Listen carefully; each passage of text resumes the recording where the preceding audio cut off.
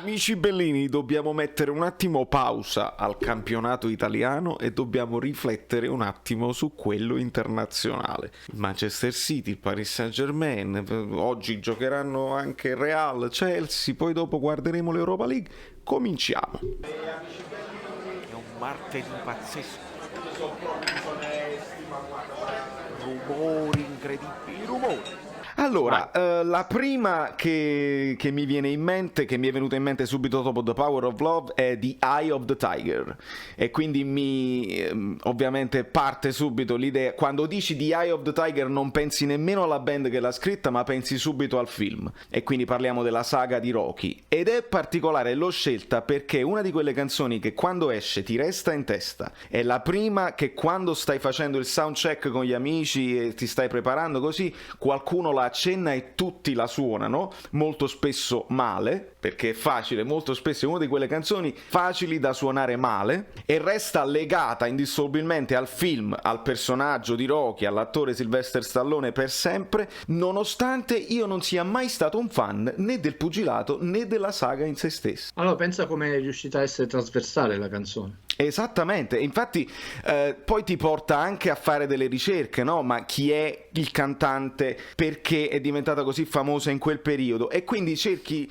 Allora, perdonate la divagazione, è stata una specie di trappola, no? La famosa trappola del fuorigioco. Benvenuto Toxic on Pad, e un ringraziamento a tutti quelli che hanno cominciato a seguirmi su Instagram, sempre a questo nome qua.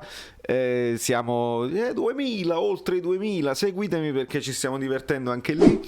E questo video, questo estratto è un'intervista bellissima che ho fatto con l'amico Guido Gentile. Parliamo di cinema e musica, quindi voglio che tutti gli amici bellini si riversino copiosi sul canale di Guido. Trovate il link, la scheda, il link in descrizione, dove dovete farlo. Gli amici bellini lo faranno, perché non è possibile che Guido non abbia le visualizzazioni che merita. È lunga, è bella, ve la dovete godere dalla TV, non nemmeno dal cellulare, vi mettete là dalla TV. Grazie. E adesso parliamo un attimo di questa partita che ho visto ieri. Spero che voi l'abbiate vista, perché se guardate gli highlights in 2 minuti avete fatto un contropiede, un lancione di Ederson per il primo gol, dopodiché quell'altro anche un contropiede, si potrebbe liquidare, capito? Che Guardiola si è difeso, il Paris Saint-Germain ha provato ad attaccare, ma non è. Se non l'avete vista, vi siete persi una delle partite più intense a livello di ritmo, a livello di velocità, a livello di approccio, di aggressività che io abbia mai visto. Avevo il fiatone a guardare la TV, non riuscivo a seguirli, cercavo di guardare i movimenti senza palla, una velocità incredibile, un ritmo, un'intensità che noi non ci sogniamo nemmeno, signori. Questo è un altro sport, questo è uno sport che l'Italia va a prendere Mourinho, la Roma va a prendere Mourinho, benissimo, vuol dire che è l'Inghilterra che ha spurgato Mourinho. Poi Mourinho farà benissimo in Italia.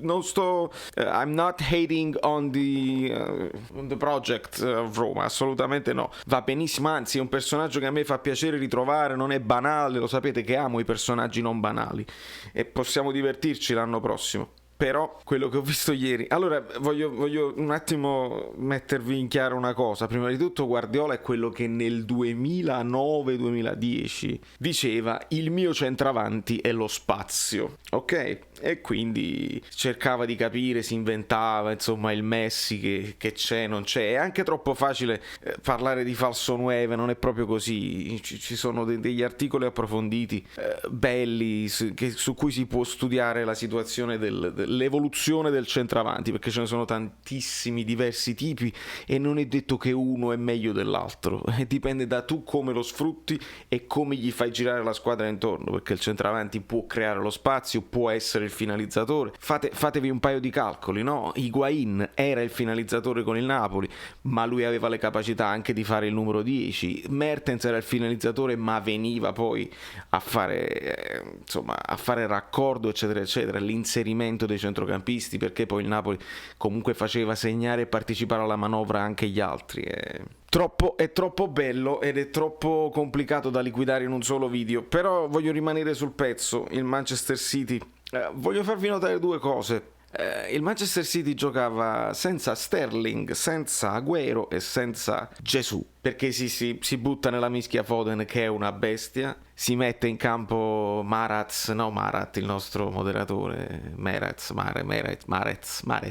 che è fortissimo, tra l'altro man of the match, e poi Kevin De Bruyne è il nuovo, diciamo, falso 9 alla Messi, però dalle leve lunghe, in una interpretazione completamente diversa del ruolo.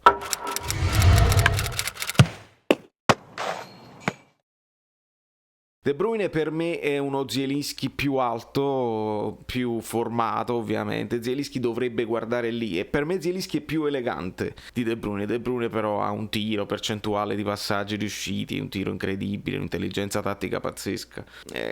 Lì per esempio uno Zielinski in una squadra di Guardiola probabilmente farebbe il salto definitivo e la sua consacrazione. Speriamo che non si guardino questo video. Ma Zinchenko, ma per dirvi una cosa, no? Zinchenko, giocatore che se ne parlava per Orbita Napoli, che personalità, cioè Fernandinho non riusciva a fermarlo quando Zinchenko ci voleva prendere, insomma, questione con l'arbitro, perché poi la partita si è anche molto innervosita, Di Maria perde la testa, espulsione immediata senza discussioni, ma c'era una tale personalità in campo che io veramente raramente ho visto una tale intensità. Però l'arbitro, di conseguenza, l'arbitro con personalità al pari dei giocatori, non l'ha fatta trascendere la gara, e c'era la possibilità che si andasse a 1000 una notte, perché Paris Saint-Germain ha cominciato a innervosirsi. Io apprezzo Neymar, figurate, però la mia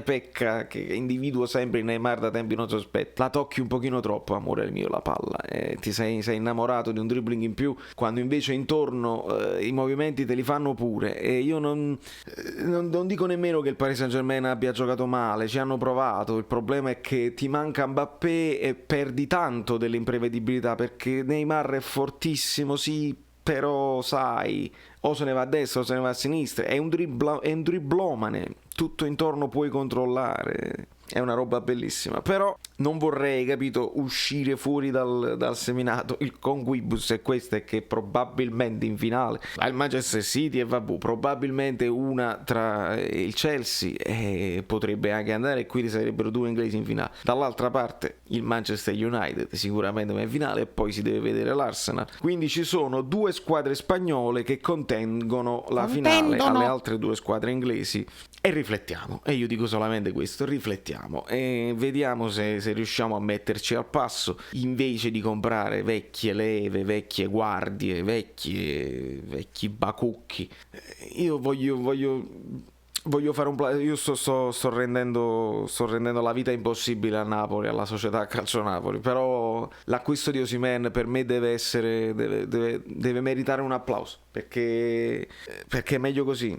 Perché poi esplode o non esplode, sarà un centravanti da 20 gol, da 15, da 5, è scarso tecnicamente, tutto quello che volete voi, ma almeno è una nuova leva che tutta Europa voleva, e il Napoli se lo va a prendere. La questione allenatore sarà cruciale, io non vedo l'ora di scoprirlo e di saperne di più, perché farà tutta la differenza del mondo, secondo me. E vi dico una cosa, perché ieri ci stavo riflettendo, facendo i complimenti, insomma, a questa partita, nemmeno al Manchester City, ma alla partita. Se Sarri tornasse e mi facesse vedere una squadra che mi riporta a quelle velocità, a quelle intensità e anche all'idea di dominio, perché poi non è detto per forza che ci debba essere l'idea di dominio, perché Guardiola si adatta. Guardiola anzi è uno che pensa forse troppo alla tattica e si adatta spesso anche all'avversario. Ultimamente lo sta facendo, non pensa più al tiki-taka, e questa è la bellezza dell'evoluzione. E per questo io mi dispiace perdere Gattuso, perché Gattuso, che non è l'unghia di Guardiola, ma si sta evolvendo, sta imparando. Abbiamo visto dei Napoli sempre diversi, sempre nuovi, e secondo me era interessante vedere un altro po' di percorso, ma purtroppo questo discorso lo accantoniamo. Se Sarri è capace di farmi vedere almeno quell'intensità, io gli do il benvenuto, e anche se non vinciamo niente, io lo difenderò contro tutti i Sarri out che usciranno. Se vedo però effettivamente questa identità di gioco, il dominio, l'intensità e la voglia di tenere sempre il pallone, perché a me piace quella cosa là. Se poi invece ci dobbiamo adattare all'avversario e ci adattiamo con successo, A me sta anche bene. Ci vuole intelligenza a fare tutte e due le cose. Non esiste un modo di fare calcio che è meglio dell'altro. Esiste la capacità di adattarsi anche al tuo materiale umano e trarne il meglio compatibilmente con l'avversario, con gli errori che stanno dietro l'angolo e con le contingenze. Perché io ho guardato ieri il video dove la Juventus tutta aggredisce Chiffi e il suo staff a fine primo tempo, perché non è solo Paratici, è Ronaldo, è Bonucci, sono gli altri, mascherati o meno, con accenti portoghesi o meno, lo aggrediscono quasi fisicamente e Chiffi è terrorizzato, mentre l'arbitro di ieri non si è spostato proprio, vieni qua, giallo, vieni qua, rosso, diretto, ciao. Quindi quelle sono le contingenze, perché poi la partita cambia. È stupido negarlo, io non posso fare finta di niente, non posso fare finta che il calcio italiano funziona tutto bene. Vediamo un gol annullato a Osimhen che ci può cambiare la storia di una stagione e nessuno dice niente. Pare che ADL si sia fatto sentire nelle sedie, vedremo, ogni tanto si fa sentire in privato, silenzio stampa. Quindi il discorso è questo: non credo che Sarri abbia voglia di fare un passo indietro e di venire al Napoli, però può essere anche l'anno dei passi indietro, perché secondo me Mourinho fa un passo indietro lasciando la Premier e venendo a Roma. Si può mettere in gioco. Quando Ancelotti venne al Napoli fece un passo indietro, ma lì la questione è diversa, che Ancelotti aveva piacere anche di riaffacciarsi in Italia probabilmente, ma su questo discorso potremmo anche approfondirlo più in là nelle live, dove improvvisamente noi ce ne usciamo con curiosità e cose che non sanno tutti. Mi appresto probabilmente a fare un'intervista importante, quindi state bene collegati, non perdetemi di vista, perché potremmo anche distruggere la piattaforma su cui ci troviamo. Ho una settimana dura, quindi capitemi se non riuscirò a rispondere a tutti, e avrò qualche cosa in più da fare anche musicalmente, però da New York Valerio Fluido non è mai tutto. Questa potrebbe essere una nuova cosa. Da New York Valerio Fluido non è tutto, perché ci vediamo poi il giorno dopo, che è sempre martedì. Quindi dobbiamo arrivare ai 10.000. Arriviamoci. Si deve cliccare sopra la cosa, così poi cliccate sulla campanella, poi vi iscrivete al canale Telegram, poi dovete praticamente fare Basta, sei cringe, quante cose. tutte le cose bellissime. Mi fai il Io caffè. mi ricordo come mi chiamo.